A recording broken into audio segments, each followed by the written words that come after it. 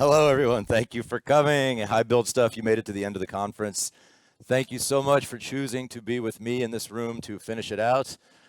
There's a lot of great content. I've been here the past 2 days, and I've seen some wonderful talks. There's some talks going on right now that I should rather be in than this one. But thank you very much for choosing to be with me. I appreciate it. My name's Damien. This is the Hidden Requirements, Exploring Emotions with Placebos.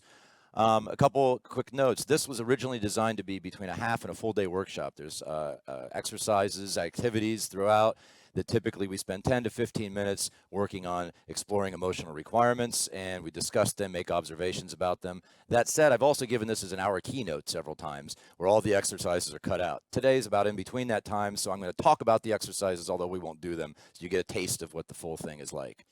So I'll introduce myself. I'm Damien Sinadinos from Columbus, Ohio in the U.S. Just turned 50 last month, and I did software testing for 25 years. At the age of 19, I had already been around computers for much of my life. I was at the Ohio State University taking computer science, and a friend of the family got me a job as an intern at CompuServe, if you've ever heard of that company. It was how you used to get online way back in the late 80s, early 90s. So I started working in the quality assurance department at CompuServe. And after a few years, I left and joined another company, and over 25 years, I worked at 15 different companies in very diverse industries, from airline, education, retail, finance, insurance. All of them had different jobs, different functions, different purposes for existing, but all of them involve software, and that requires testing and quality. So that's how I was involved in all these different companies. For much of my career, I did automated testing and automated functional, automated performance testing. Also in Columbus, Ohio, there's a software testing conference called QA or the Highway. I helped run that for 9 years. So I've got a lot of software testing experience.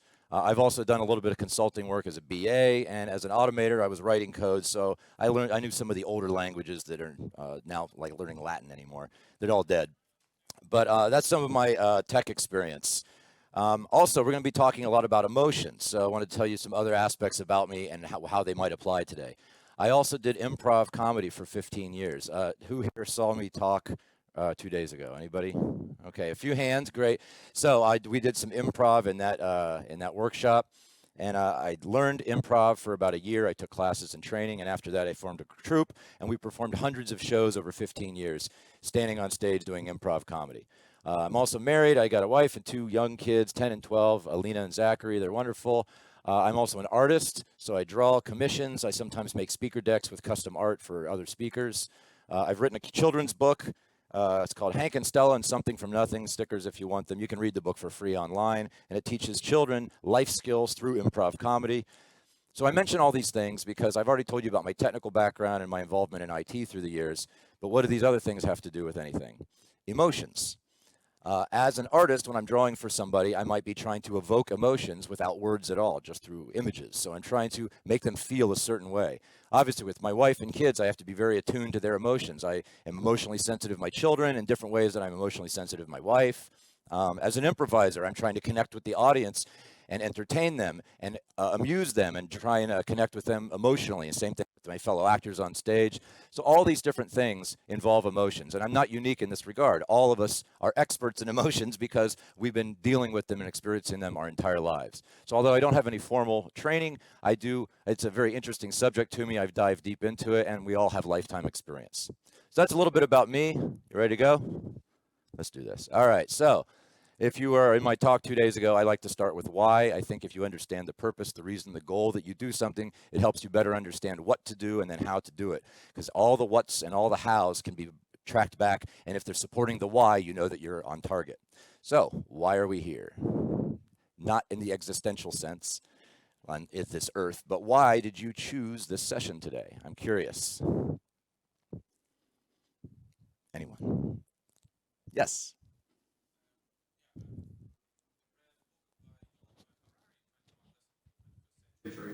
And there he touched a topic that when people vote, they usually answer the question not what do they think, but what do they feel. Very interesting. And it means that many of the solutions that regular people do every day are driven by emotions. Very, very true. I'm going to touch on exactly that topic in just a short bit. Absolutely. So that's a wonderful, wonderful thing. So something about that book and you're being interested in this topic drew you to this this room. All right, great reason. Anybody else want to share why you decided this over any other session today?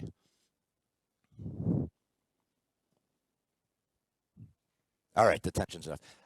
Everyone in here chose it for some reason. Whether you want to raise your hand and share it or not, everyone's here for some reason, maybe multiple reasons. And there's no wrong reason. But I appreciate you being here. So I'll suggest a couple reasons. Maybe you're here because you are a business analyst, or you're making software in some way, shape, or form. And this should apply to everyone that helps make software, regardless of what your role or title is. This should apply to you.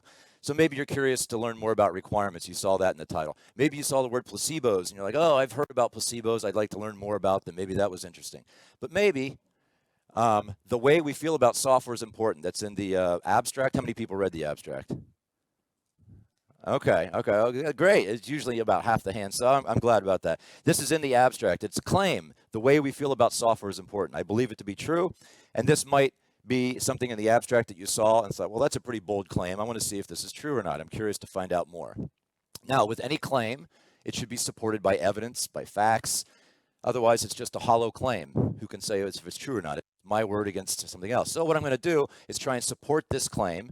And after I think I've sufficiently supported it, then I'm going to give you some actionable items on what to do once you believe it to be true. Now, some of you may believe this to be true already, so you can get some more information. Some of you may be slightly skeptical, and some of you may think this is nonsense. Well, I hope to reach you and change your mind. So about half the time I'm going to spend supporting. The other half is offering advice and suggestions. I'm going to do that by first supporting the claim through some quotations by famous, notable folks. Next, I'm going to talk about the purpose of software. Software has a purpose, but what is it? How many of us actually thought about that? Research into this exact topic, the importance of emotions in software. I'm going to talk about that. And then finally, I'm going to dig into requirements. It's in the title of the talk. What exactly are requirements? I'm going to go deeper than perhaps you've ever gone before. And after that point, hopefully you're on board and you say, all right, I agree. I agreed before, and now I finally agree that the way we feel about emotions is important. And then I'm going to talk about emotional requirements, how to get them, how to develop them, how to test them. And finally, we'll look at software through the lens of a placebo to see if we can gain any extra insight. Okay.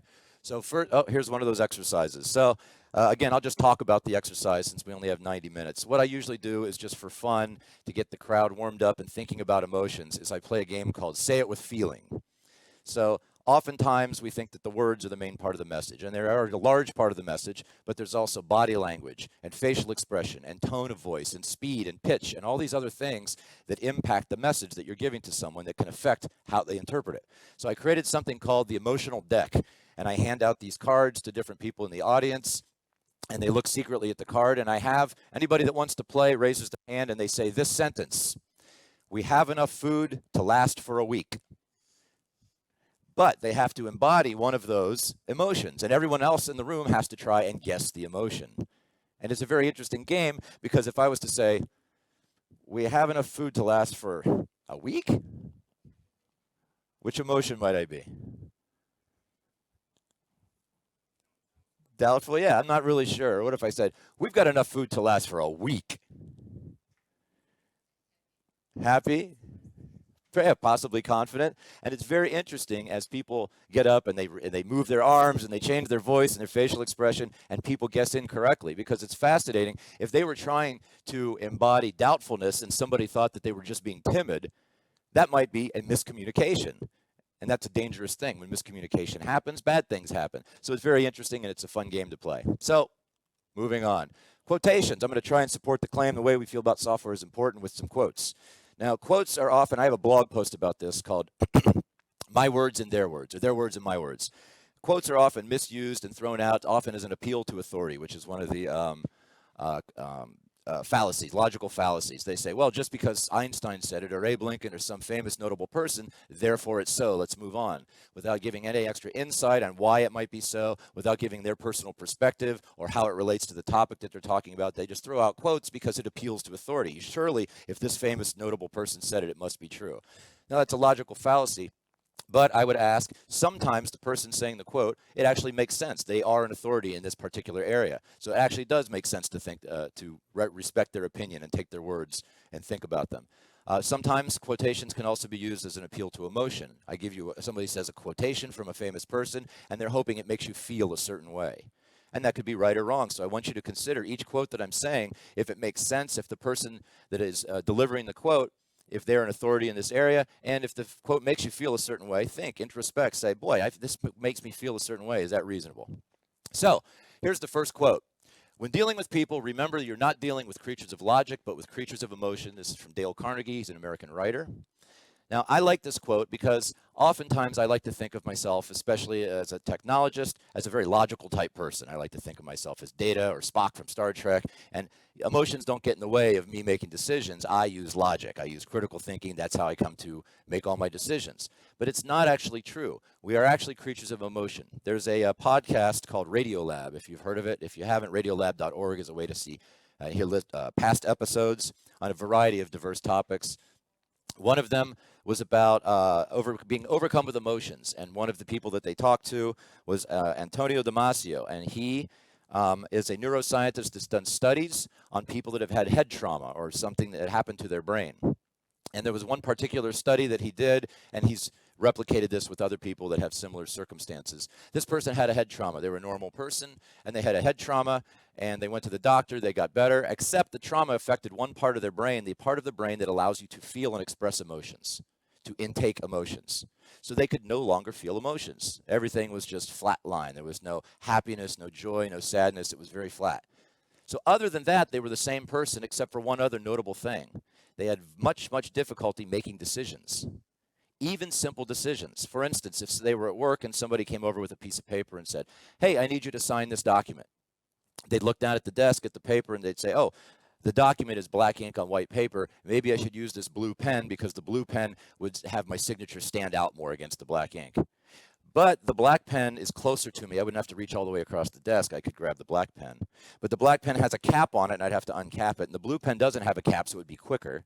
But the black pen has more ink, and the blue pen, and their analysis paralysis is something as simple as choosing a pen to sign a document.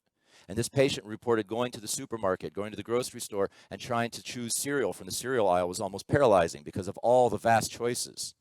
And what Antonio Damasio, the neuroscientist, found in all these similar cases, with anybody that had that inability to feel emotions through brain trauma or head trauma, had the same other effect. They made him very, very difficult to make decisions. And what he found is emotions, when all of the things are equal, you have choice A and choice B, and they're roughly similar, emotions come into play. Emotions give you that nudge in one direction and help you decide. So as much as I like to think that I'm Spock or Data, that would be a horrible place to be because it would be incredibly difficult to make emotions. It's just a sci-fi type thing. So I think it's important to remember that when you're dealing with people, they're creatures of emotions. Emotions affect decisions, not strictly creatures of logic. People are not always logical. And we create software. That's what we all do. Software is used directly or indirectly by people. So I think this is an important thing to remember. Next quote by Maya Angelou, the American poet. She says, I've learned that people will forget what you said. People will forget what you did, but people will never forget how you made them feel. I find this to be very true in my own personal experience growing up. Sometimes I'll be recounting a story with friends, and I say, boy, do you remember 10, 15 years ago, we were on that road trip and we were going north up to that place. And I say, oh, I do remember that. We were going south, though. It was a different place. And I said, oh, yeah, I forgot that detail. But I was in the front seat and you said something from the back. And I said, I think I was in the back.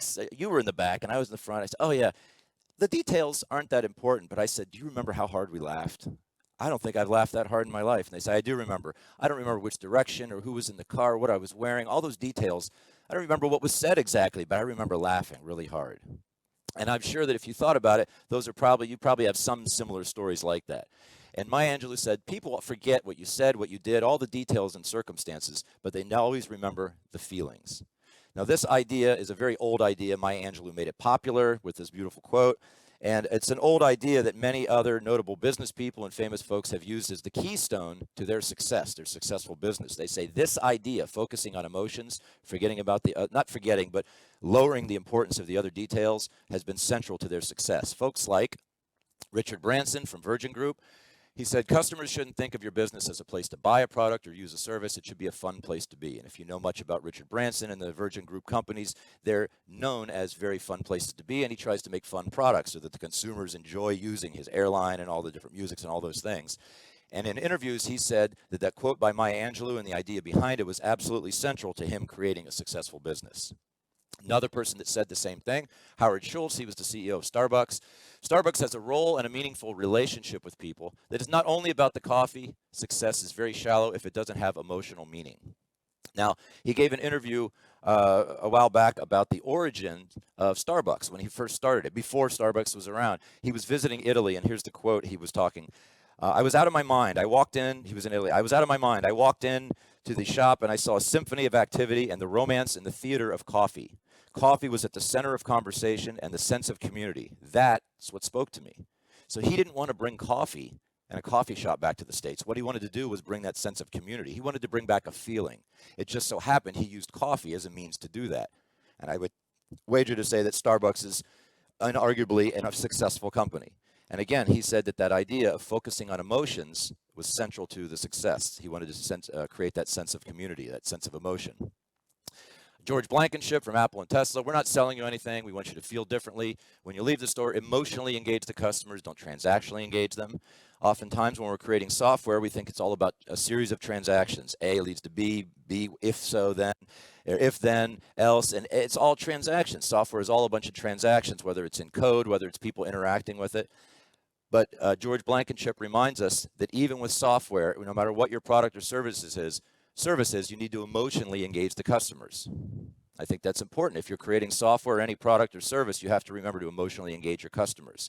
In my 25 years of building software at 15 different companies, this is often neglected or completely abandoned. It's put towards the bottom of the importance stack, or they don't do it at all. They don't focus on the customers. They focus on the functional requirements, performance requirements, the business requirements, the scalability, the archivability, the security, all these different things without ever thinking and considering about emotionally engaging the customers.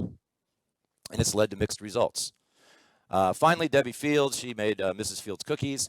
I never felt like I was in the cookie business. I've always been in a feeling good, feeling business. My job's to sell joy and happiness experience. You get the idea. She's yet another founder that talked about the success of her business being central to focusing on emotion. So what do we get from all this? Hopefully you understand that successful businesses and people, by some ruler, by some measurement, recognize the importance of emotion. I think it's reasonable to say that these are successful people and businesses, and if they say that emotions are important to their success, maybe it's not such an appeal to authority. Maybe it actually makes sense to heed and listen to their words and consider them. All right, ready to go on? Purpose of software. So we all make software, and it serves some purpose. But what purpose exactly? What is the purpose of software? Well, it might be incorrect to say the purpose. That's kind of incorrect because if you're familiar with causality, cause and effect, this causes that. It's not a one-to-one relationship. It's not a one-to-many or many-to-one. It's always, always, always a many-to-many relationship. Always, whether you are aware or unaware of the causes, some are known, some are unknown, there's always many effects. Some you're known, some are unknown, but it's always a many-to-many relationship. So when thinking about this, there's no singular purpose that something exists. There's multiple purposes. So maybe it's more accurate to say purpose of software. The other thing that's curious is software. What the heck are you talking about, Damien? Software is a pretty big umbrella term, could refer to all sorts of different software. There's application software, system software, compiling software, all sorts of different types of software, and they all serve different purposes, surely. So what I was curious is there any singular purpose that applies to all categories of software? I wanted to find out if there was such a thing. So I started digging. Specifically, meaning if you consider some set of specific circumstances for some particular software product, here's the answer. It's infinite. There's infinite answers. Maybe your software, it could be reasonable to say, a purpose of my software is to help organize data. It's Excel, maybe Excel. A purpose of my software is to monitor heart rate. A purpose of my software is to land planes. A purpose of my software is to help planes take off. A purpose of my software is to schedule planes or to schedule pilots. Or a purpose of my software is to help the Mario save Princess Toadstool. A purpose of my software is to compile other software. So there's infinite answers if you take some very, very specific set of context and circumstances. Not very satisfying just saying there's infinite purposes for software existing. It's true, but not very satisfying. I was looking for a more general, unified reason. So I kept digging. Generally, here's some of the answers you find if you start to research this. Generally, it might be reasonable to say a purpose of all software is to organize information. That certainly applies to a larger set of software, but not all software. I don't think it'd be reasonable to say that, video games are organizing information. That's a weird way to describe a video game. And maybe a heart rate monitor, it's not really organizing information. So while organizing information is a more general purpose, and it applies to much more larger set of software. It doesn't apply to all. So what about this? To collect and process data. This, the first one was the old stated mission of Google, to organize the world's information. To collect and process data is very similar.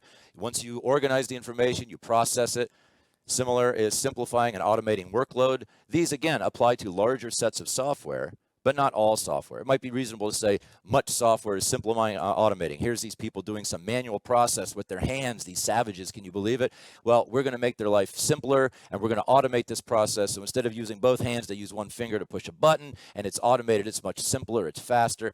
That, again, applies to a much larger set of software, but not all software. So I was still unsatisfied. And I kept searching and reading and talking to people around the world. This is what I do full time. I'm a public speaker, so I'm fortunate enough to travel around to tech conferences and speak to people and ask their opinion. Why do we make software? What's the purpose of software? And get a variety of opinions. And this is a frequent answer: to maximize shareholder profit. You know, your company's got to make money. That's why we do what we do. The CEO, Jack Welch of General Motors, said this is a byproduct. It's a result, but it's not a purpose of your product or service. As a byproduct, you should make money, but it's not the reason that the product is made. So while these are more general than the infinite specific purposes that I talked about earlier, they still don't apply to all software. So I kept searching, and you come up with some more interesting answers. Even more generally, if you Google and start reading and talking to people, one answer you quickly get is to be useful. All software should be useful. Imagine making a software product that's not useful. Not useful to anybody. Maybe it's useful to them, but not to you. Or maybe it's not useful at all. My joke is, well, if you find something that's completely contextless and worthless, then that's pretty valuable because you found something very interesting that serves as an example of a completely useless thing. So it has value there. But all software could be said, all software is useful. Even video games, it's useful because maybe they solve the problem of monotony or boredom or something like that. It's useful. Useful how? To help people. All software is used directly or indirectly by people. Even compiling software that's just compiling other software or software that monitors other software, it's directly or indirectly used by people. So I think it's reasonable to say all software is used by people. But to help people do what? This is the most common answer you'll find when you're asking people, what's the purpose of software? It's to solve a problem. Has anybody ever heard this at all? A purpose of your software, no matter what you make it, you're solving a problem, right?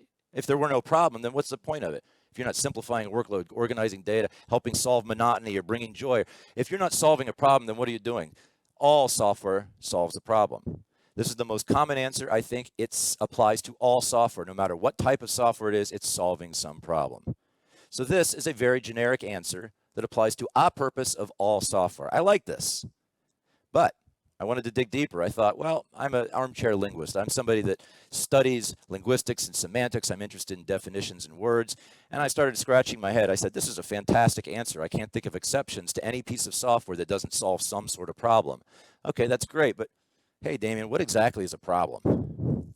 What's a solution? These softwares are supposed to be software solutions. What's a solution exactly? So I realized that they're things. Everything's a thing. A cat's a thing, and a table is a thing, and a door is a thing, and a chair is a thing, and you're a thing, and an idea is a thing. Everything's a thing.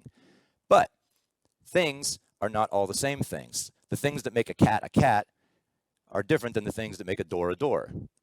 The things that make a door are different than the things that make a table, and a chair. Otherwise, everything would be the same. So there are essential characteristics of everything that make that thing and not every other thing in existence. Now, when you're talking about definitions, these are called the differentia, the thing that separates two species under the same genus. The differentia are the things that separate them. So I was curious, if a problem is a thing and a solution is a thing, what makes those things those things? What makes a problem a problem? What makes a solution and not a cat or a chair or something like that? What is it about a problem and solution that makes them those things? So what is a problem? What is a solution? This slide's online too, and this is being recorded if you want to look at these Calvin and Hobbes cartoons later. But I thought I'd start with an example to drive this home a little bit better. This is a reasonable dictionary definition of a square. A square is a figure with 4 equal straight sides, 4 right angles. So if I look around the room and I point at this and I say, that's a square, well, it doesn't have 4 equal straight sides. There's no 4 right angles. It's probably unreasonable to call this thing a chair, or a square. But that's a square. Because I can compare it against the essential characteristics in the definition. A figure with 4 equal straight sides, 1, 2, 3, 4, they're all equal in size, and 4 right angles, 1, 2, 3, 4. It fits all the essential characteristics, so it's reasonable to call that a square and not a chair or a cat. Well, what about this? Is that a square? It is. It's a little bit smaller, but there's nothing in the definition that talks about the size of a square. A square can be any different, large, small. That's not essential to being a square. What about that one? It's a square because there's nothing about color. Squares can be all sorts of different colors. They can be filled in. They can be an outline. Those are still reasonable to call those squares because they match the definition. That's a square.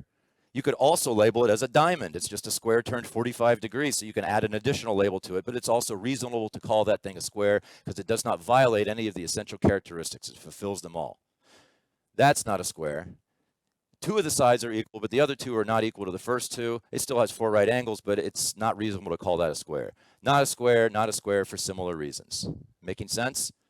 So the question is, what exactly is a problem? What's the definition of a problem and the essential characteristics? I see some smiles. I'm curious about that.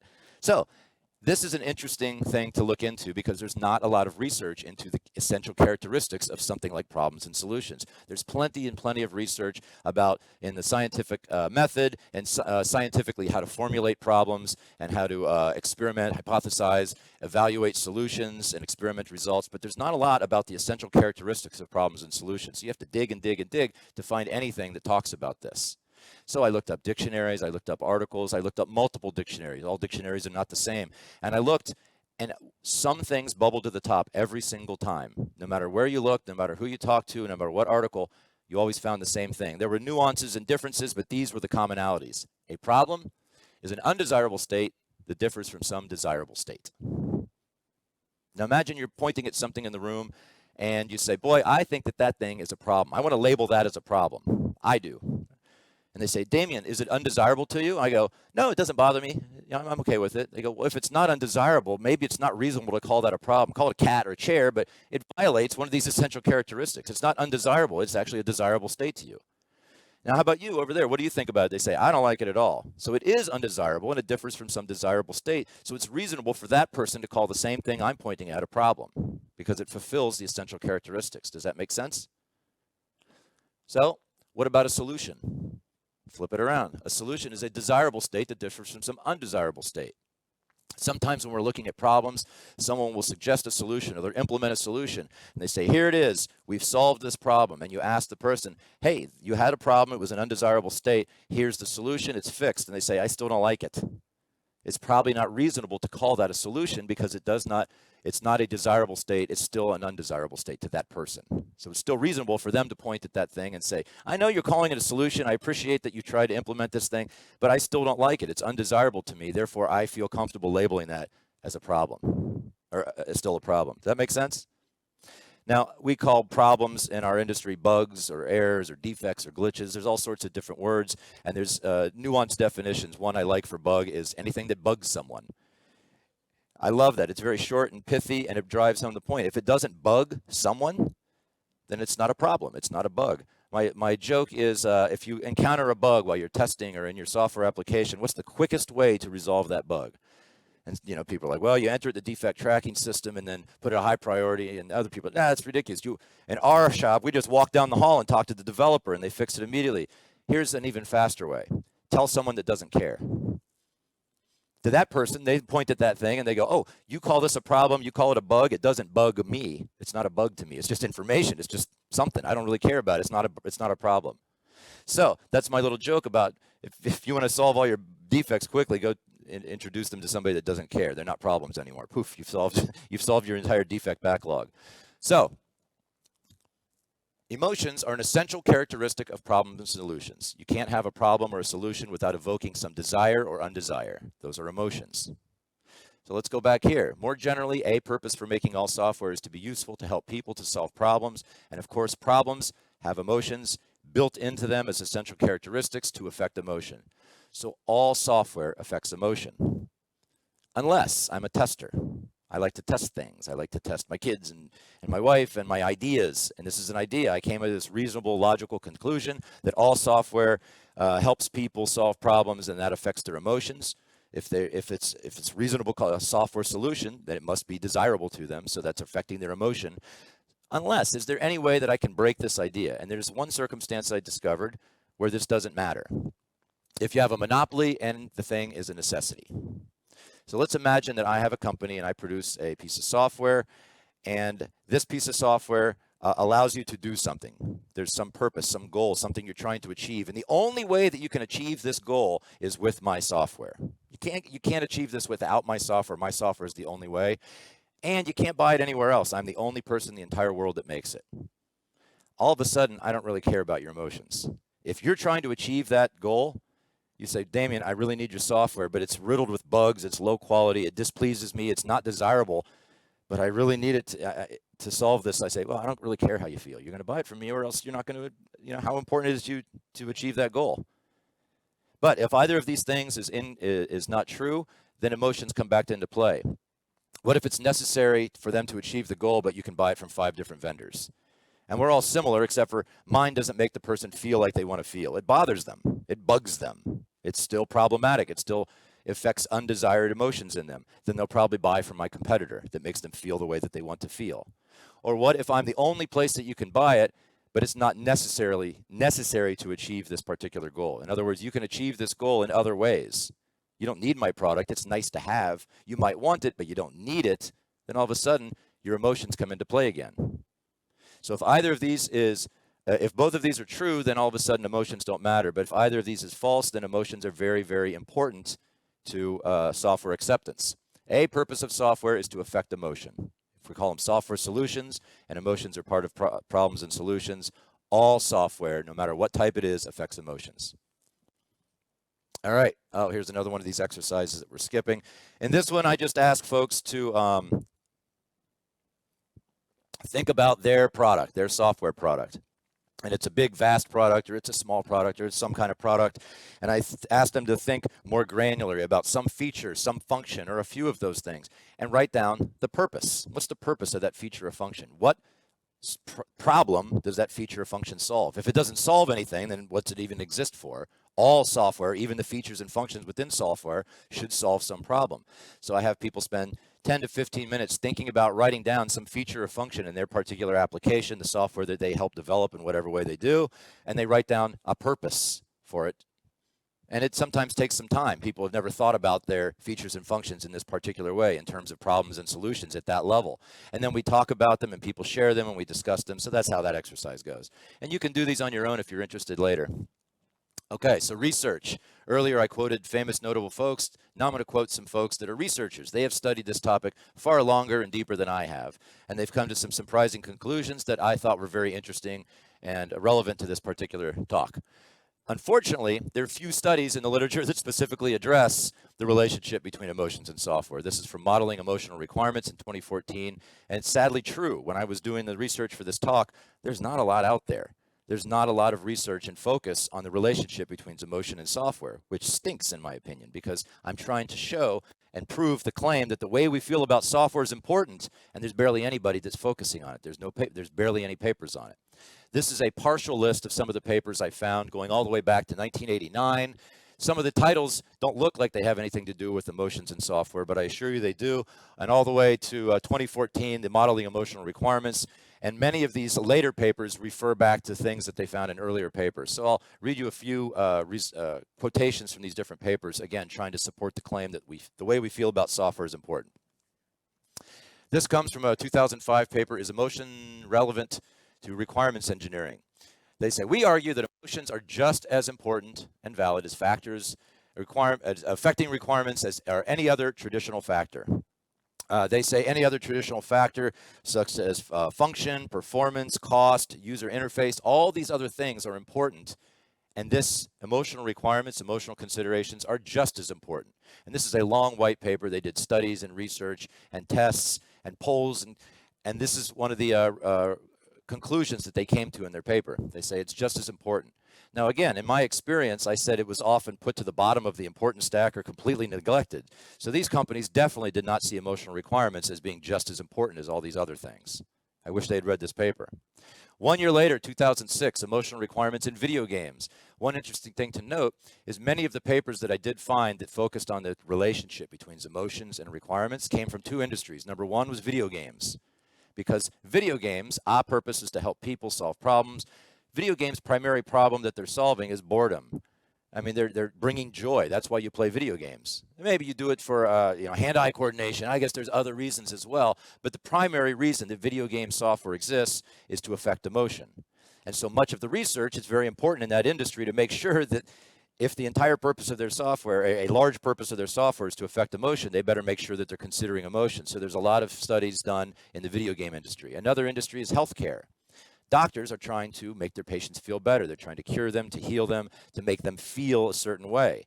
And they used to do it with pens and papers and tools, and they still use many of those things, but now they have software, and they don't want the software to get in the way of what they're ultimately trying to do, which is help people. So the software industry also tries to make sure that the software makes doctors and patients, if they use it directly, feel a certain way. So those two industries is where a lot of this research came from. So anyway, in 2006, these folks came to the conclusion the induced emotional state is the most important deliverable requirement. Any functionality that exists only to further that emotional goal. That's important. Any functionality that exists only to further that goal. They say that player acceptance and market success is driven by the realization of this set of non-functional emotional requirements. So unlike the previous paper that said our conclusion is that it's just as important as everything else, these folks said it's not just as important, it is the most important thing. If you focus on the emotions as the most central set of requirements and have all the other requirements support those, that's how you will determine market success. So this is modeling emotional requirements. What do you do about that? If you agree with this is true, what do you do? Back to the 2014 paper, they say one way to produce better systems, better applications, is to explore the user's emotions, to uncover those hidden requirements that may otherwise be ignored. I like this for a couple different reasons. Number one is I had already named this presentation, the hidden requirements, before I came across this quote. And I thought, isn't that interesting? Somebody else thought of these emotional requirements as being hidden in the same way. They used the same phrase, so I thought that was kind of cool. But I also thought it's important because this particular paper offers suggestions on what to do, how to uncover those users' emotions. One way is to produce systems is to uncover those hidden requirements. At the second half of this talk, I'm going to give you some tips and tricks and suggestions. If you agree that the way we feel about software is important and you want to go back to your particular place of employment, your shop, and say, hey, we should probably start focusing on emotional requirements, I'm going to tell you how to do that. And some of those come from this paper. So before I get to that, I'll give you a case study. This comes from a mouthful of a paper called Adopting Information Technology, the First Step in Design, Lessons Learned from Working with Brazilian Social Volunteers in 2003. Okay, so it's a long paper, and they did a case study, and here's how it went. There's a group of Brazilian social workers, you see, and they do social work, and part of doing their work, they have to interface with software. They use software, and they hate it. It doesn't make them feel the way they want to feel. They use it, but it's a problem. It bugs them. And it bothers them. So the Brazilian government said, well, this is a problem. Our social workers are extremely unhappy with this software. They hired another company and said, we want you to rewrite, replace, make new software for these social workers. The first thing that this company did was they recognized the importance of emotions in software. So they used methods, and I'm going to talk about the specific method later, from the world of sociology and anthropology, and they looked at these different areas of how to evaluate the needs and the wants and the motivations of these Brazilian social workers. And they went and they interviewed them and they talked to them and they said, you do this social work, do you do it for money? And they said, we don't. Some of us don't get paid or we get paid very little. We don't do this for money. Oh, for status. So you can walk around and tell people, I'm a social worker. They say, no, we're looked down on. It's not. We don't do this for status. Well, why do you do this? We do it for satisfaction. We do it because it makes us feel a certain way. And the software that they were using wasn't making them feel that way. It was annoying them, bothering them. So this new group of developers said, well, if we want to continue making them feel satisfied in the work that they do, we better make sure that that is the central piece to this new piece of software. And all the functional requirements that we come up with about how it should function and perform, and all the scalability and archivability and security requirements, all of them should track back to, does it satisfy the user? Does it make them feel the way that they want to feel? Because that's the entire reason they do this job, not for money or status. The epilogue to the story was they did exactly that, and the workers loved it. It was a very successful project because this development team focused on emotions first and foremost and had everything else supporting that. So finally, back to modeling emotional requirements in 2014. This is a rich, wonderful paper. The way people feel about a technology can determine whether the technology is embraced or rejected by its intended users. I think that seems pretty important. This is a 2014 paper that built on many of the other research and papers that came before it, and their conclusion was the emotions can help determine whether it's embraced or rejected. So all of this leads to research by people that have studied this longer and deeper than I have, that suggests that emotional requirements can influence software acceptance and should be considered. So if you do go back to your company, you say, I was at BuildStuff and I attended this talk and this guy made a claim about the way we feel about software is important. And there was some papers in there and people seem to suggest that market acceptance of our software could be determined by the emotional state, the emotional requirements. Maybe it's something we should start pushing up in our priority stack or looking at initially if you don't look at it at all. Maybe it's something we should start consider doing. Finally, requirements. This is the last part of supporting it.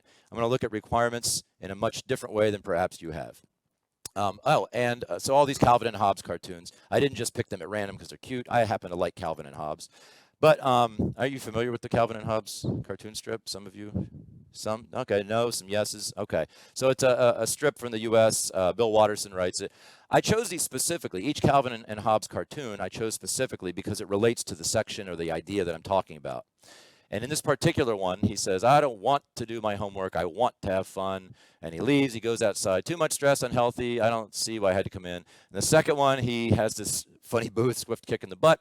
How's business? Terrible. It's hard to believe. I can't understand it. Everybody I know needs what I'm selling. So I hope in a moment you'll find out why I chose these two to represent requirements. So what exactly is a requirement? First, a software requirement, dictionary definition, a particular thing or goal that a system should be or do, and we make those explicit. We write them down in different ways, and these are just a couple. There's many, many different ways that we write down requirements. These things that people ask for, these requests, these requirements. Sometimes, depending on how you develop software, whether it's waterfall or agile or iterative or whatever methodology and approach your shop uses, however your BAs do it, maybe they write them different ways. But roughly, this is what software requirement looks like. But I want to focus even more generally, the same way I was looking at software in a general sense. So what about a requirement generally? Well, the etymology, the history of this word comes from an old French word, requere, which meant to ask, to petition, to beg, to seek, to request something. And the suffix ment meant the result or the product of something. So in essence, the original meaning of requirement was the result or product of something that was asked for. Now, a more modern definition of requirement, if you look it up in the dictionary, is this. It's something that's wanted or something that's needed. Pretty simple. But remember, I'm an armchair linguist. I like to look up definitions. So these are things I like to find out. What exactly are these things? What makes a want different than a need and a need different than a cat? So I'm interested in the essential characteristics. A want is something that's desired, and a need is something that is necessary for some purpose to achieve some goal. So I've taken the first definition, and I've taken two of the important words from the first definition, and I've defined those, giving me more information about what we're talking about here. Now, some of you in the room, how many developers do we have? People that's your primary hat. Okay, not all hands. If you're not a developer, maybe you're a business analyst or a team lead or a scrum master or a tester, or you do something else. For the developers, you might think, listen, I've been a developer my entire career. I consume requirements. I don't create them. Somebody else writes them and they give them to me and I consume them and I turn bits and bytes into pixels on a screen and I turn these ideas that are floating around in the air in some user's mind and now they're written on paper as a requirement, and I take them, turn them into bits and bytes, and then the testers, they consume the requirements, and they say, does the thing that we made equal the thing that we wanted? And they compare and see if it supports or disproves this hypothesis. That's basically the software development lifecycle, kind of, sort of. And they say, I'm a developer. I don't make requirements. Maybe you don't make software requirements, but I think everybody has been making requirements their entire life, especially if you think about them as wants or needs. If I go to order a burger and I really like bacon, I might say, I want bacon. So I ask for the burger, can you please add bacon? That's a requirement because it's a want. It's something that's wanted. It's desired by me. I like bacon, so I want it on my burger. And maybe I have an allergy to dairy, and if I eat dairy, I'm going to get hives. I'm going to break out and have an allergic reaction. In order to avoid that allergic reaction, I don't want any dairy. So the only way to achieve this goal of not breaking out is to have no dairy. It's necessary. So it's a need, and I say, please, no cheese on the burger, no butter on the burger, nothing like that. That's another requirement because it's something that's needed for some purpose to avoid an allergic reaction. That's one example of me creating two requirements, something that's wanted and something that's needed. Please add bacon and no cheese, two requirements. All of us have been creating requirements our entire life. So in this sense, in a more general sense, outside of the context of software, we're all requirement creators. And I think that's interesting as we go back to the software context to think about this. So requirements are something that's wanted or needed. Has anyone ever seen this poster? Okay. This is a very famous poster, especially in the U.S. It's Uncle Sam, who represents the nation, the country of America, and he says, I want you. So here's the history of this particular poster. It was created in 1917 by an artist named James Flagg. A little fun trivia. This is what James Flagg, the artist, looked like. He had a mirror, and he styled Uncle Sam in his own likeness. So this is actually, Uncle Sam looks like an actual real person that once existed. So the artist created this, and it was originally for the cover of a magazine called Leslie's Weekly, and it wasn't until much later that it started to be used for recruitment purposes for the U.S. military. Anyway, a very famous poster. What most people don't know, this was in 1917. This poster was created in 1914. This is Lord Kitchener, and this was created by an artist named Alfred Leet. Now, Alfred Leet created this poster, and 3 years later, James Flagg was commissioned by Leslie's Weekly magazine to draw a cover for our magazine. He said, all right, and he looked at this Lord Kitchener poster over here, and he thought, that's pretty cool, and he copied it. Now, of course, he used artistic license, and he made some differences. He changed the colors, he changed the hat, he changed the facial hair, he made it look like himself. He changed several different things about it, but one of the most interesting things that he changed is the word. One says, your country needs you, the original. James Flagg made it say, I, representing country, your country wants you. Now, that's fascinating. Not only did he change the way it looks, but he changed the word. So I'll ask the audience, when you look at these two posters, do they make you feel different in any way? And if so, how? No wrong answers. Left one feels more emotional because want is kind of a desire, so it affects emotions in you. And this one feels a little colder, perhaps. Less emotional. That looks like Stalin. Okay. Yeah, there's a reason. Yeah, you want it? Anybody looks like Stalin. Hi. Anybody else? Does these different posters affect you, evoke different emotions, just when you look at them or consider the words? Right guy, well, if I go to him, I will do him a favor. Oh, okay. The left guy is, for some reason, he thinks that I'm obligated to do this. Ooh, an obligation. That's a great word. Okay, so if you feel obligated over here and over here, it's more of a favor. I'm doing you a favor. And do a favor for you, but this guy tells us that I owe something. Okay, that's fantastic. I like that perspective. Anybody else? Do these posters make you feel a different way?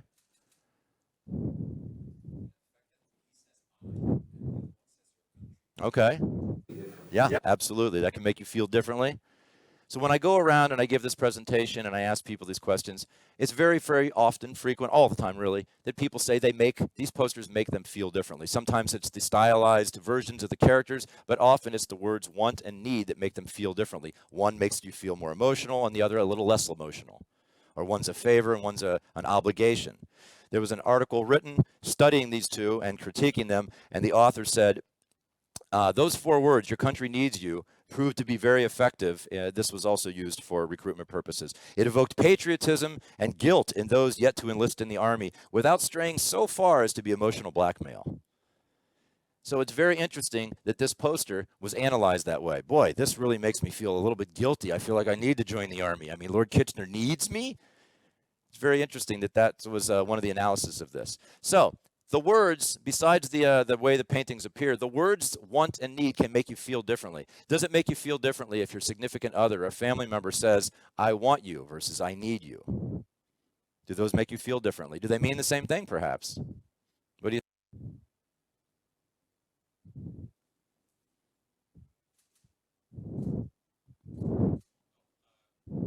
I want you to do something, and just I want you.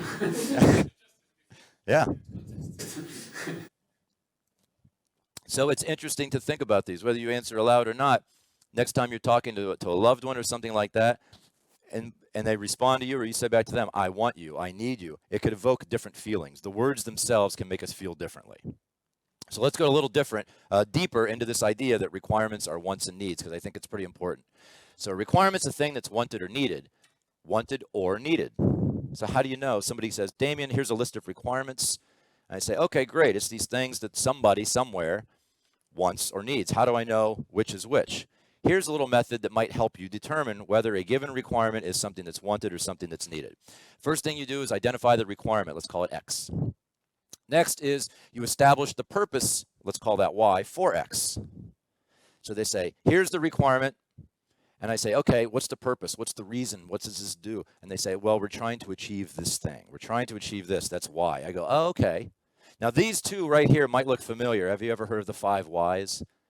The 5 whys is a horrible name for an approach to doing root cause analysis, which is another horrible name. There's no singular, remember, cause and effect. There's no singular root. Otherwise, all root cause analysis field would have Big Bang or creation or whatever. We all go back to that.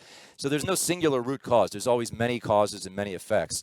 So if you think about a purpose for this particular thing, if you can achieve it, and you ask why, that's the first step. You identify the requirement X and you find out the purpose, and then you do it again and you ask why. Purpose is a why question. So you keep doing it, and you get deeper and deeper and deeper. That's essentially the 5 whys technique. But in order to find out if this requirement is a want or a need, I'm going to add a third step. Ask, can Y be achieved without X? Can I get to Y even if I don't have X? If the answer is yes, then X is a want. In other words, hey, you're trying to achieve purpose Y over here. That's what you're trying to achieve. Can you get to there any other way besides X? And I say, yes, I can. I can use something else. I can use Z and I can still get to Y. They say, oh, then X is just a want. You want to have it, but it's not necessary to achieve this goal. But if the answer is no, the only way I can get to Y, the only way I can achieve this thing is through X, then I need it. It's necessary.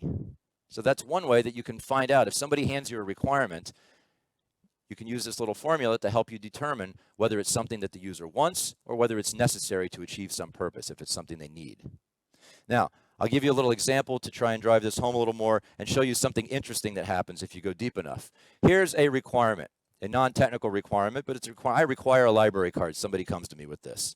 So my little story, I require a library card, Damien. I say, okay, what is the requirement? It's a library card. That's what you require. What's the purpose for a library card? In this particular story, established a purpose. It's to check out books in the library. If I want to go to the library, I could steal them and put them in my coat, or I could read them in the library, but that's not checking out books. Checking out books requires a library card or an identifier, an account or something. So ask, can I check out books from the library without a library card? No. I can't. Therefore, the library card is needed in order to achieve that goal. So I've taken a requirement, I've used this little formula, and determined that this particular requirement is a need because it's necessary to achieve this goal. Does that make sense and logically follow? Now, here's something that interesting happens if you keep going further and further. Let's take that same requirement, library card. What's the purpose? To check out books.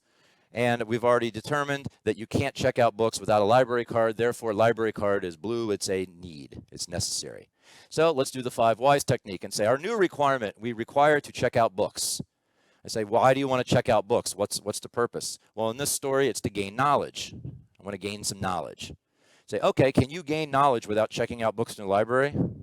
Of course, you can read on the internet, you can talk to a teacher or somebody. There's a million ways to gain knowledge without checking out books. So maybe you just want to check out books. Therefore, to check out books is a red want.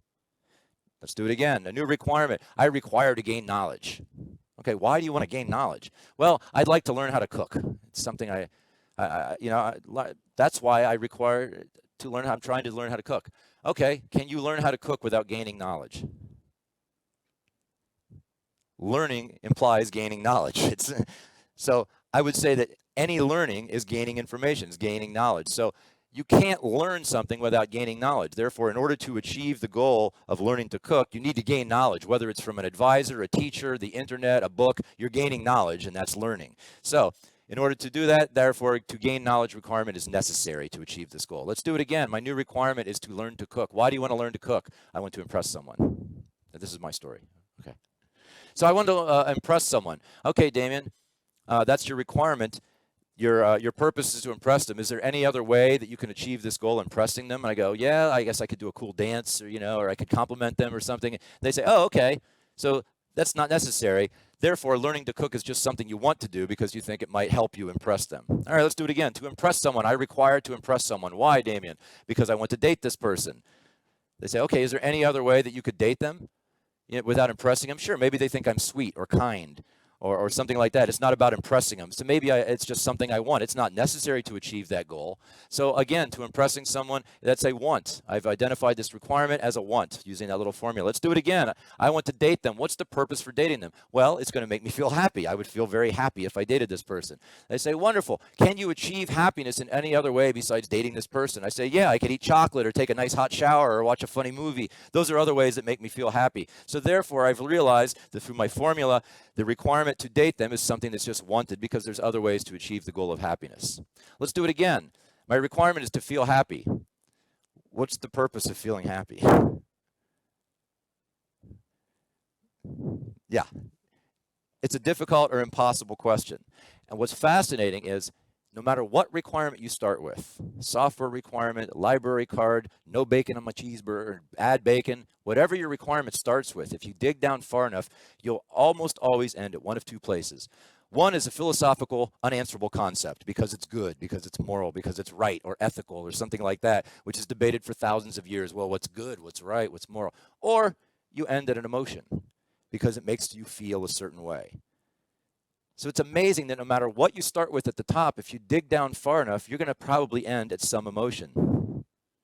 That is pretty fascinating, especially when you think requirements are just wants and needs, and they can often affect, just like the two posters made you feel different ways perhaps, and they often originate from emotions.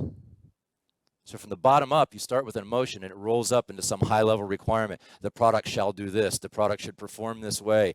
I need a library, require a library card. If you dig down, all of those things probably originated with some emotion. That's fascinating. So, here's one of those exercises. I have people now, they've identified a function of their software, some feature function. They've identified the purpose. And now what I ask is, try and determine if it's a want or a need. They have a requirement written there, the purpose and the requirement that they've identified. They can use this formula to figure out if those requirements they've written down are wants or needs. And we, again, walk through those and make observations and talk about them. So at this point, hopefully, I have sufficiently supported the idea that the way we feel about software is important. I've done it through quotations. I've done it by talking about the purpose of software. I've done it with research, and I've done it with digging deep into requirements that are simply wants or needs and originate from emotions. So, all right, we've got a half hour left to go through some ways. Now, perhaps I hope that you're on board and you say, all right, Damien, when I came in, I already thought this was a good idea, so I didn't need all this convincing. That's great.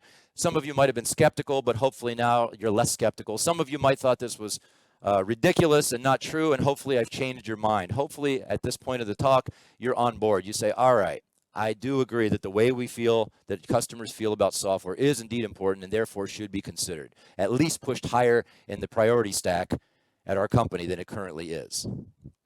So what do we do about it? Let's talk about emotional requirements. These are the tips and tricks and suggestions that I'm going to offer. It's not a deep dive. This is not the workshop, but I'm going to give you some pointers that perhaps you can jot down or write down or remember and go and research and do these on your own if you're serious about taking this idea back to your place of work.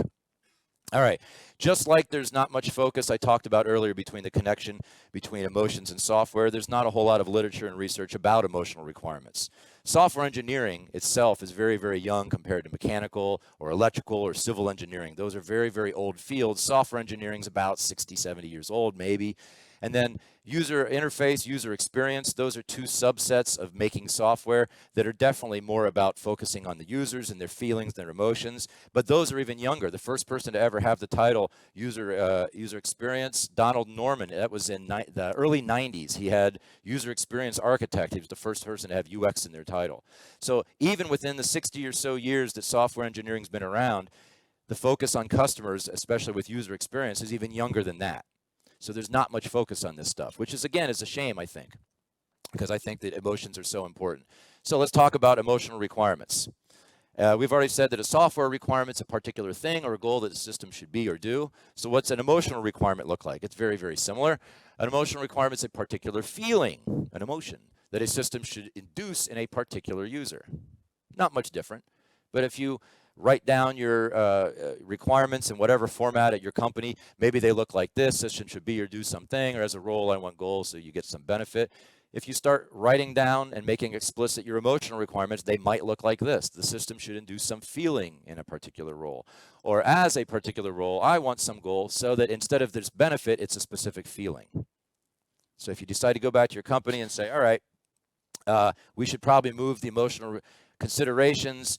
I'm convinced that they're important. We should move them up in our priority stack. And they say, well, how do we do it? You say, well, I have some suggestions on how we can start making those explicit and tell the BAs they can start writing them down in this way. And I'll go deeper, obviously. So here's some things you want to consider. The feeling, it's right there. Should induce some feeling, so that feeling. So the first thing to ask is, what emotion are you trying to induce? Each feature, each function should probably induce some emotion in your users. If it's solving a problem, and each feature and each function, if it's not solving a problem, what's it doing in your product? It must solve some problem, and problems and solutions are based on emotions. They affect emotions, so a solution must have someone in a desirable state. So what emotion are you trying to induce in the person? This is a list of the 8 basic emotions. This is from Robert Plutchik, American psychologist, and he started with this 8 base emotions. Now, if this is all the emotion, the way that you can express emotions, you'll probably have difficulty in your life. Wittgenstein said, let me get this quote right. Yeah, Ludwig Wittgenstein said, the limits of my language means the limits of my world. There's some fascinating stuff out there. Again, some of this is on Radiolab, the podcast I mentioned, about very, very rare cases of people that lack language, and how they interact with the world. Imagine that you can look at a chair and you can sit in a chair and you can touch a chair, but the word chair doesn't exist because you don't have words. So therefore it makes it difficult. Everything in your mind is made up of words. You can't even conceptualize this thing. It's a fascinating stuff if you lack words. So that's one extreme example. There's very rare cases where a feral child was discovered in the woods and they lack language completely, and it's fascinating. On the other end, consider if you have a weak vocabulary. If you only are able to express 8 emotions, you're not going to be able to express yourself very well. So in more recent times, I don't expect you to read this, but you can Google it and look it up. It's called the emotion wheel, and there's various formats of this thing. So it starts in the middle with some of those basic emotions, and as you go further out in the wheel, it gets to more nuanced emotions. So I would encourage you to increase your vocabulary, because the limits of your language is the limits of your world. The more language that you have, the larger your world will be, the better you'll be able to conceptualize and explain and communicate with others. So if you can have a larger emotional vocabulary, you'll be able to better decide which emotion you want to induce, instead of just saying, when the user pushes this button, they feel joy. And when they do this, they feel joy. And when they do this and they click this, they feel joy. That's not very helpful. But if you're able to start saying, maybe they feel confident, maybe they feel respected. When they get to this screen, they feel a sense of accomplishment. Those are more nuanced emotions that can help you better focus all of your other requirements. The next thing you should consider is the target. In whom do you want to induce this emotion? What makes abstract constructs like emotions are subjective by nature. So something that, there's other things like fear and humor and courage. Something that is scary to you might not be scary to me. Same thing, but it's scary to you, not scary to me. Something that was funny to me as a child might not be funny to me as an adult. So time. I'm the same person, same joke, but I no longer find it funny. So these types of abstract constructs are very important to think about who and when. And it's the same thing for emotions. Same thing, by the way, for quality and bugs. What's high quality product for one person might be considered low product to another.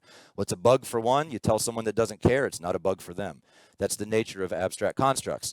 So in whom do you want to induce this emotion? If you say, when the user gets to the screen, they should feel a sense of accomplishment and satisfaction.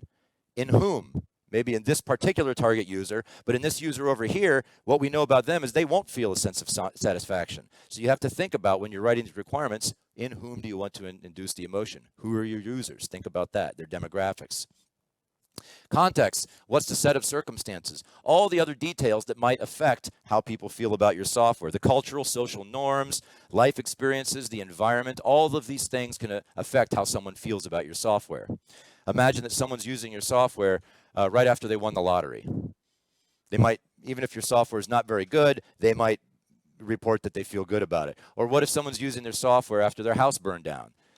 Even if normally they'd feel very happy about your software, a sense of joy or accomplishment, maybe that day they're not. So the context has changed. It's important to consider those things. Getting emotional requirements. All right. Again, we've all created requirements our entire lives, but this is mostly speaking to business analysts at your shop, and this is something, if you're not a BA yourself, you can take these ideas back to them. So you say, all right, I'm convinced that the way we feel about software is important. We should start doing it. I know how to write them down now, and I know what they look like, and I have a rich vocabulary. So how the heck do I get these? This is, again, pointers for you I'm planting seeds here for you to go out and research. Here's the first one: interviews and discussions. If you're so fortunate, you can go and talk to your users, interview them, discuss things with them. Say, hey, you have this manual process, and you do it. How does it make you feel? How does it make you feel? And you write that down. It makes me feel frustrated. Oh, that's interesting. When you do this, it makes you feel frustrated. Where if we're going to create a solution for you, our solution better not induce the same feeling. If you still feel frustrated, that's not going to be a good software solution. Those Brazilian social workers prove that.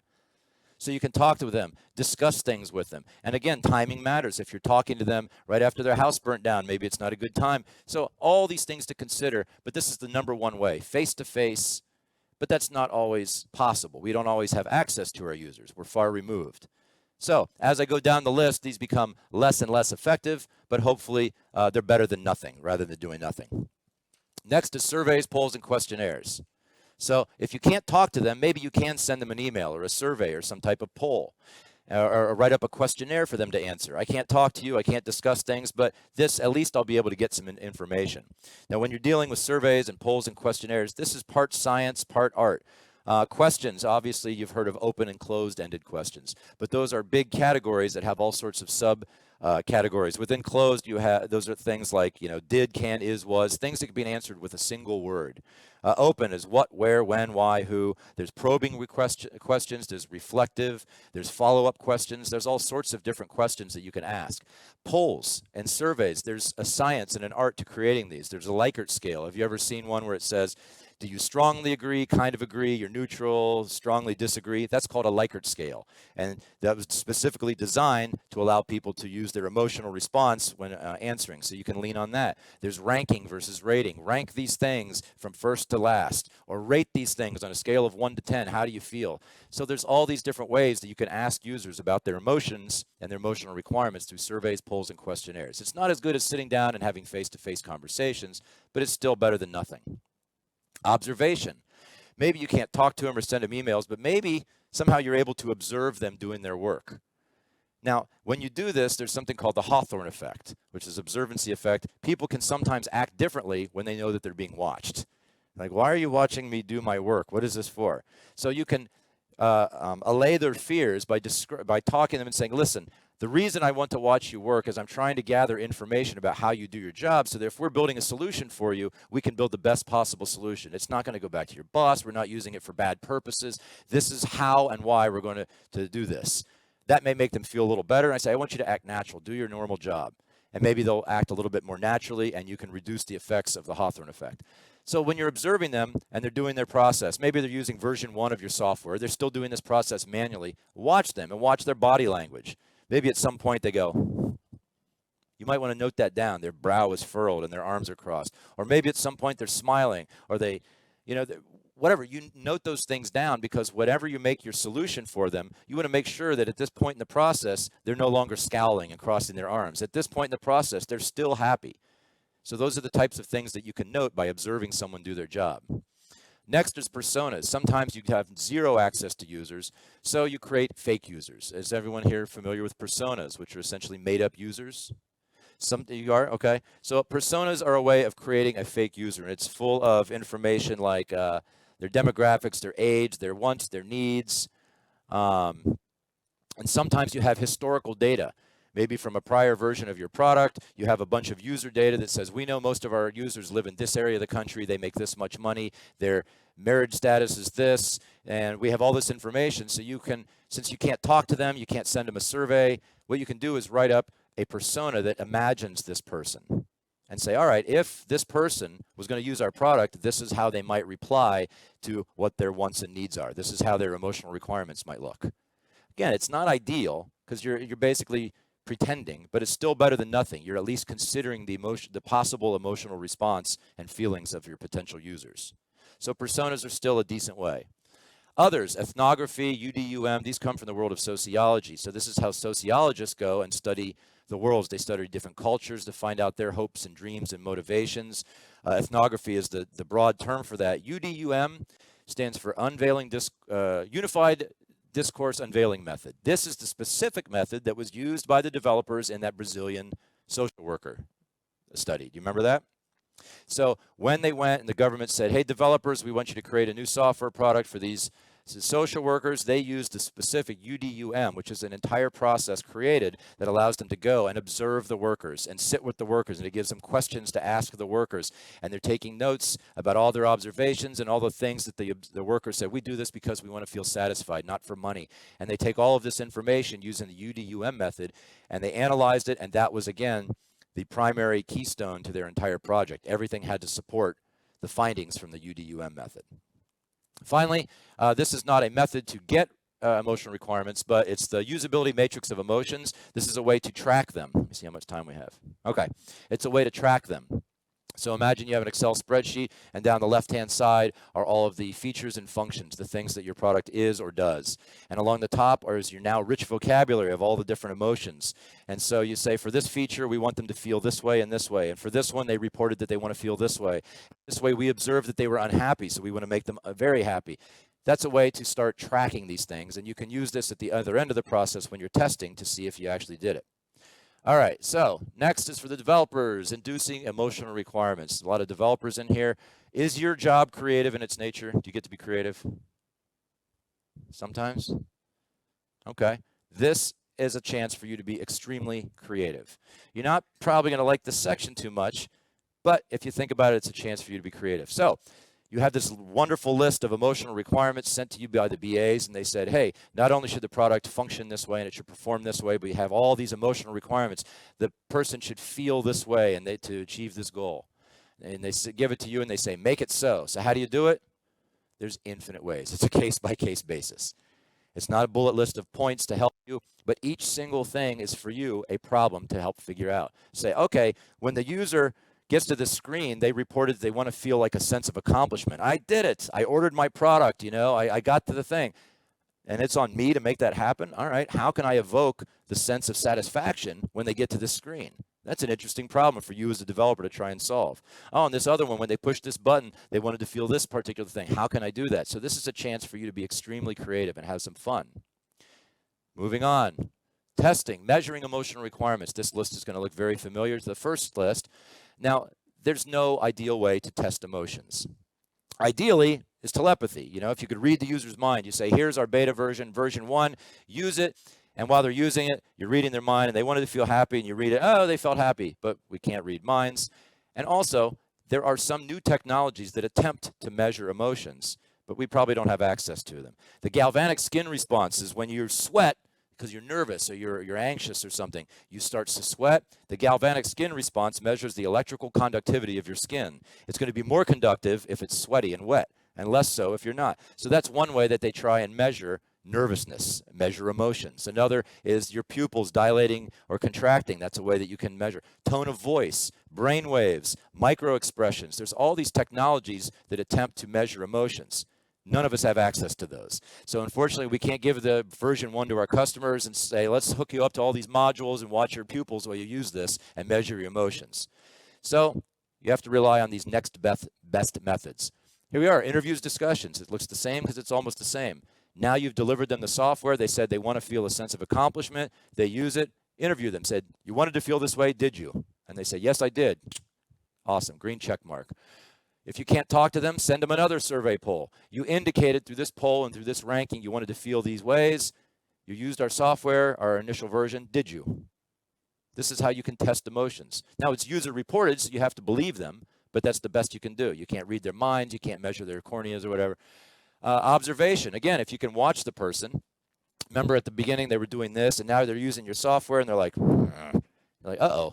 Wait a second, they were doing that during the manual process. Now they're using our software and they're still scowling. That's probably not a good sign. Maybe that's an X. We did not achieve what we were trying to achieve. Role play. If you don't have access to them at all, you were using personas. Now you can pretend. You can put on that hat and say, I'm going to pretend I'm this user that's married and making this much money. It's not ideal, but at least you're considering the emotions. How, if I was that person, you're acting now. Role playing. If I was that person and I wanted to feel a sense of satisfaction, would I? Yeah, I think I would. I'll give that a green check mark. Others, DEQ, Rice Profile, PREMO, these are specific questionnaires, polls that were designed to be sent to people to help measure their emotions. The most fun one, you can look up these up, DEQ, Discrete Emotions Questionnaire, Rice Profiles from the Ohio State University where I live. PREMO is the, what's the name of this thing?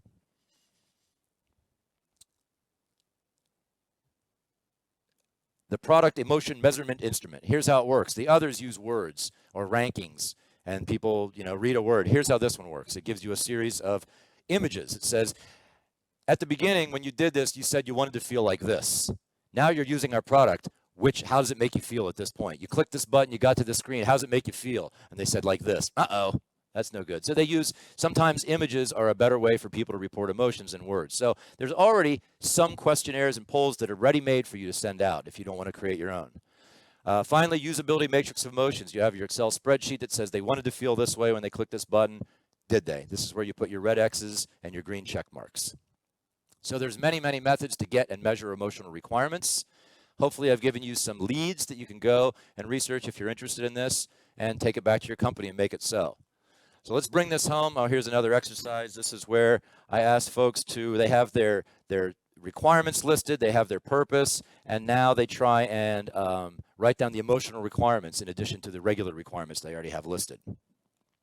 Let's talk about placebos. I don't have much time. If you need to leave at 4:30 sharp, that's fine. If you want to stick around, I might go a few minutes early, or a few minutes over. So placebos. This comes from the Latin word placare, which means to pacify, to placate, to appease. The original sense of this came from, in the medieval times, if somebody died at the funeral, there would be family members mourning their loss, but sometimes they used to hire mourners, hired mourners, actors that would come to the funeral and cry and weep. But their emotions weren't seen as genuine. They were seen as inauthentic. And these mourners not only would cry and weep, they would chant Psalms 116, which is, I shall please the dead in the land of the living. So they were placating. Their emotions were considered insincere. They were called placebos. This is the original sense. So it seemed disingenuous. It seemed fake. So that's the original or the origin of where this term came from. Today, placebos are anything that or procedure that's intended solely for mental effects, in parentheses, but purports or claims to also have and may actually result in physical effects as well. This is some spooky, fascinating stuff. If you start digging into this, you'll find a rabbit hole that just gets you deeper and deeper. Placebos have not been studied for very long, and people still don't understand exactly how they work. I'll give you some examples that are fascinating, but people don't understand why placebos actually work. Placebos are actually used in three primary ways. One is clinical, to placate. So someone might go to a doctor and say, "Doctor, I feel all achy, I don't feel good," and the doctor examines them and can't find anything wrong with them, but the person still complains and says, "I don't feel well," so the doctor may give them a sugar pill. A pill that has no active ingredients, no drugs in it. And the doctor says, this should make you feel better, which isn't a lie, because the person will go home and they'll take the pill and they come back and say, "Doc, thanks for those pills. I really appreciate it." They don't know that it's a sugar pill, but they say, I feel better. Placebos are weird. Weirder yet, sometimes there are physiological changes. The person, maybe they're actually sick, but the doctor says, before I start prescribing actual drugs, I'm going to give them a placebo, just not tell them. The person goes, takes these placebos while the doctor arranges the real medicine, and the person comes back and says, "Doc, I feel better." And they say, yeah, I know, it's the placebo effect. And then they measure the person and they're like, they're actually better. They're actually better. Their body has changed. And this is why placebos are very spooky stuff. There's all sorts of interesting ethical things with doctors prescribing placebos, but it's fascinating stuff if you dig into it. But that's one way that clinical use of placebos is used. Another is experimental to control. In the U.S., if you are a company that wants to introduce a new drug to market, you have to pass a randomized, double-blind, placebo-controlled experiment that proves that your medicine can outperform a sugar pill when people don't know which it is. If it can't outperform a sugar pill, then your new drug isn't really that effective. So it has to outperform a placebo, and that's considered the gold standard of drug testing in the U.S. to introduce a new drug to the market. The one I'd like to talk about today is conditioning to appease, meaning to make someone accustomed to a certain set of circumstances or events, to make them placated. So Ellen Langer, a Harvard psychology professor, said the feeling that you have control over your world is a desirable state. All of us like to feel that we're in control of our fate. We're not a feather floating on the wind, and whichever way it blows, that's the way it goes. We like to feel that we have some control over our life. That's called the locus of control, how much things you actually control. What's fascinating is there's also the illusion of control, which is often much larger than the locus of control. We feel like we have much more control over our lives than we actually do. But every time you cross the street, you can't control cars that are going back and forth, and accidents happen. But we feel like we're in control. But the locus of control is much smaller than the illusion. But we still feel like we want to have control over our lives. This is where placebos attempting to placate or condition someone come in. So here's some examples. One is thermostats, the thing on the wall, and you go over and you turn it because you're cold or hot, and you change the temperature. There were studies done in many, many American office buildings throughout the states. I think this was from 2014. They found that almost half of those were fake. There were no wires behind them. So why are they on the wall? Because workers, they get cold and they say, oh, it's too cold in here. And they'll go over, they do this, and they go back to their desk, and after 10 minutes, they'll report, I feel better. I feel it's warmer in here. They don't know that it's a fake thermostat. It's just intended for mental, emotional effect. But it works. Rather than having everyone in the company able to go over and somebody else says, now it's too hot, and they turn it down. Now it's too cold, and they're turning the actual temperature up and down, and the system is going crazy, and it's breaking. They just put a bunch of fake ones up, and the workers are fine. They're happy. So that's an example of an analog placebo. Here's another one. Street crossing buttons or door closing buttons in elevators. They did a study in 2016, and about 1/3 of the street crossing buttons in New York City weren't connected. Some of them were broken, but most of them were never hooked up in the first place. But again, people like to feel that they have control over their lives. And what's interesting, they did a study where they had the researcher and they standing next to a non-functioning button, just taking notes, and people would come up and they'd push the button and they'd wait for the light to change, not knowing that the button doesn't do anything. The light's just on a timer. The researcher would tell the person, sir, we're doing a study. Just wanted you to know that that button is non-functioning. There's no wires connecting it. The person goes, oh, that's interesting. I go this way every day to work. I never knew that. What's even more fascinating is the researcher would be there the next day taking more notes, and here comes the same guy up to the corner. You know what he does? He pushes the button. And the researcher goes, sir, I spoke with you yesterday, and I told you that the button doesn't work. Why did you push it? And he says, well, just in case. That's the illusion of control. That's the locus. He wants to feel like he has control. Modern elevators, it's up to the individual building on whether they want to connect the door close button. So you go in and you push this, and the doors close. You're like, I did that. Sometimes it wasn't you. It's just on a timer. But those are to emotionally affect you. Here's some that are more close to us as technologists making software. Progress bars. It is notoriously difficult to measure how long it takes some processes to finish when you're doing software. I found examples going back to 1984 in Citrix systems where they had you would run some process and it had a series of dots that would show progress. It was just a script that put dots on the screen. It had no bearing on what was actually happening at all. It's just when the process was done, the dots would stop. But progress bars are oftentimes not very accurate. But still, what's interesting is studies have shown if you show nothing to the user, they click something and a process is running and there's no indication, it drives people crazy. What's going on? I don't know. Is it working? I don't know. So sometimes they have a spinner, which is better than nothing. But still, people are like, a spinner? Okay, I know it's working, but this could go on forever. So you put a progress bar, and even if it's inaccurate, even if the person knows it's inaccurate, like the guy that pushed the button, just in case, people report they're happy. At least it's not nothing. I want to know something's happening. It's not that dumb spinner that could go on forever. At least now we have this progress bar. I'm happy. And they say, it's not accurate. It's okay. I know. So that's another example of placebo. Refresh and save buttons. There was an application called Sketch, which was an online drawing thing, and you draw, and when you're happy, you click save, and you make some changes, and you click save. Well, in our constantly connected internet society now, they pushed out version 2 online, and they took away the save button, because every stroke, everything you do automatically saves your work. People went crazy. They said, hey, where's the save button? I'm going to lose everything. And they said, no, it's always saved. You'll never lose it. They said, no, I'm nervous. So version 3, they added back a save button that was hollow. It was just like the fake thermostat or the door close button. There was nothing behind it, and users reported, thank goodness. Now they're always clicking save, even though it does nothing. Those are examples of digital placebos. If you have kids, this is another placebo. Your kid falls down, my knee. You can't see anything wrong, so you kiss it, and they go, ah. So these are examples of placebos attempting to affect emotions in people, even though there's no function behind it. So how can these help us see software in different ways. I'm going to go through these quickly. Isolating emotions. Imagine that some function or property is just a placebo to better consider the intended emotions that it should induce. So your software has features and functions, and they do things. Now, if you're a scientist running an experiment and there's 38 different variables that could affect the outcome, you don't want to run an experiment that has 38 variables, because you run it and the outcomes comes different every time you run the experiment. You have no clue which variable is affecting the output. So you try and isolate these variables so that some are static, some don't change, and you try and make as few variables as possible so when you run the experiment, you can adjust just those few. Same thing if you are testing and you want to say, boy, I know that when I click this button, it's supposed to take me to this page, and it's supposed to write a file, and it's supposed to send an email, and it's supposed to make the user feel a sense of accomplishment. That's a lot of things that are going on there. What if you imagined that it was all hollow? It didn't send an email. It was just a placebo, and all it was supposed to do was make the user feel a sense of accomplishment. Sometimes thinking about your software in that sense can help you see it in a different light, because you're isolating an emotion. Think, what if it was just to affect emotion? So that's one way that looking at software through the lens of placebos can be helpful. Exercise, I have people take their feature or function, and now they have a purpose, and now they have their emotional requirement. I try and have them think about, if it was just a fake button, what would happen?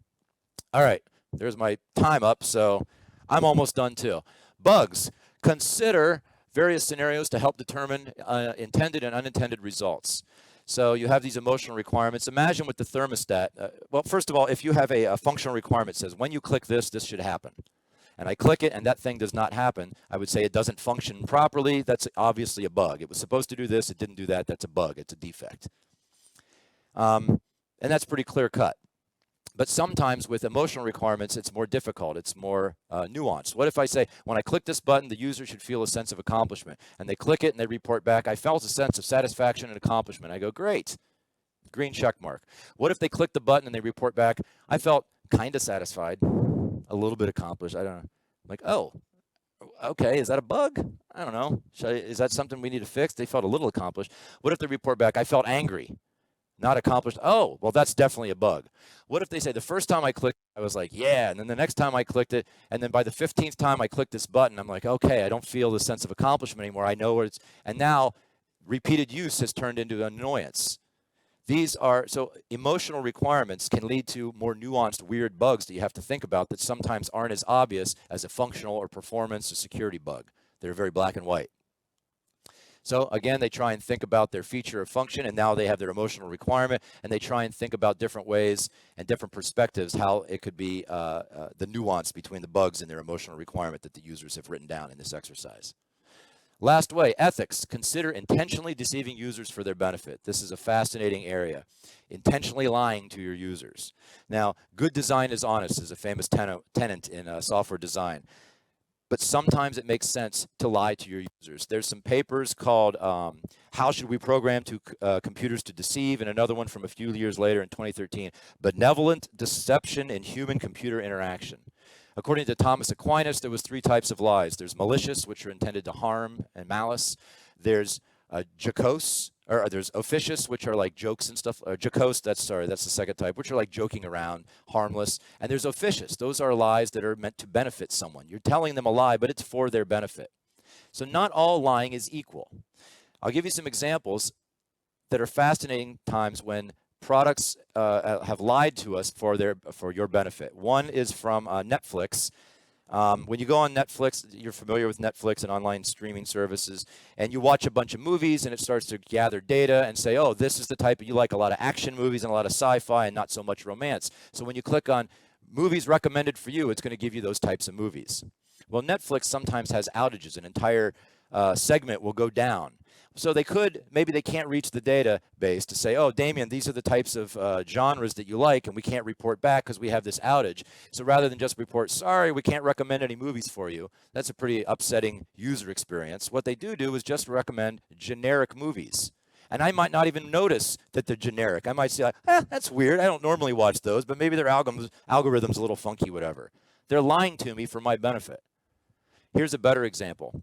There's these machines in the United States called Coinstar. They might have something similar here. They're in many grocery stores. It's a big machine, and once you have a whole bunch of change, a bunch of coins collected in a big bucket, you can take it to this machine, and you dump all the change in, and it sorts it, and at the end, it will print out a paper receipt saying, here's how much money this was worth, you can take it to the desk and they'll give you paper money. So instead of having a big bucket of change and coins, you can convert it to paper money. So that's how these machines work. And they rolled out version 1 and people started using them, and the reports came back. People were a little bit upset. I said, what's going on? Why are you upset with the machines? They said, well, I didn't know exactly how much was in this bucket, and I poured it in and it printed out a receipt, and I think the receipt was wrong. You think it was? Why? They said, machine printed out the receipt in like less than a minute. How could it have counted all that change in a minute? There's no way. So they started running diagnostics on the machine, the makers, and they said, the money taken in is the same as the money paid out. There's no mistake. So what's going on? Why are these people saying that we're shortchanging them? We're giving them not enough money. Because it was so fast. They just couldn't fathom that we have efficient machines. We're able to sort the change very quickly. It's working properly, but people didn't like it. You know what version 2 they did? They slowed it down. They put a fake delay, and they actually built a speaker into the machine that went the sound of coins sorting. Now, it would take 5 minutes, and it would print out a receipt, and people would go, now that is an accurate count. Users were more happy. They were lying to the users for their benefit. I have lots more examples of similar things, but since we're short on time, sometimes it makes sense to ethically lie to your users. Have anyone ever seen the movie Interstellar with Matthew McConaughey? Some have, some haven't. There's 2 artificial intelligence robots in the movie called TARS and Case, these 2 robots. And at one point, Matthew McConaughey, the astronaut, he's talking to one of the robots, and he says, hey, TARS, that's the name of the robot. He says, hey, what's your honesty parameter set at? And TARS says, it's 90%, sir.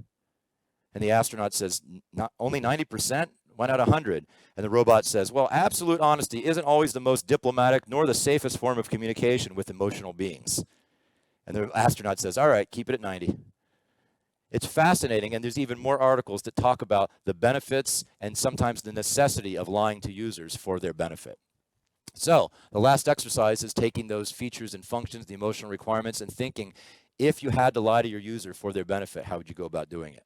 This is a big hurdle for a lot of people to get over because lying is so built in to us that you don't do it. It's an unethical thing. But sometimes if it's an officious lie, it's for the user's benefit. It might make sense. If the most important thing is their emotional need, that's the keystone, and all your other requirements build up to that, it may make sense to lie to them for their own benefit. So thinking about software in terms of placebos could be useful. You can see things that you might not be able to see in other ways. Here's the summary. Successful businesses and people recognize the importance of emotions. People that have successful businesses said emotions are key to their success. A purpose of all software is to affect emotion. It's to be useful to help people to solve problems, and problems affect emotions. So all software, no matter what you're working on, affects emotions. That's important to recognize. Research by people that have been doing this longer and deeper indicates that emotional requirements can influence software acceptance and therefore should be considered. This is something you can tell your executives and your managers to sell them on this idea. Say, listen, it may work properly, it may perform wonderfully, but if it doesn't fulfill the user's emotional needs, they still may reject it. So therefore, we should probably start considering it because you want to make money. Requirements are simply wants or needs, as by definition, that can affect just the word itself or often originate from emotions. You're given a list of requirements. It's important to remember if you dig far enough down, they probably originated from emotions. There are many methods to get and to measure emotional requirements and infinite ways to develop them. I gave you a list of some today. Hopefully you'll take some of those back. Again, this slide deck is online at my website, and I'm sure the conference will make it available as well in case you want to look at that list.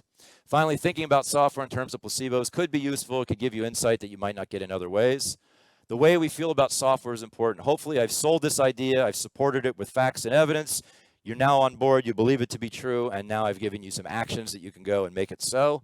Make better software that makes users happy and delighted, satisfied, feeling accomplished, and sells. That's all I got. Thank you so much, and keep exploring. Thank you so much.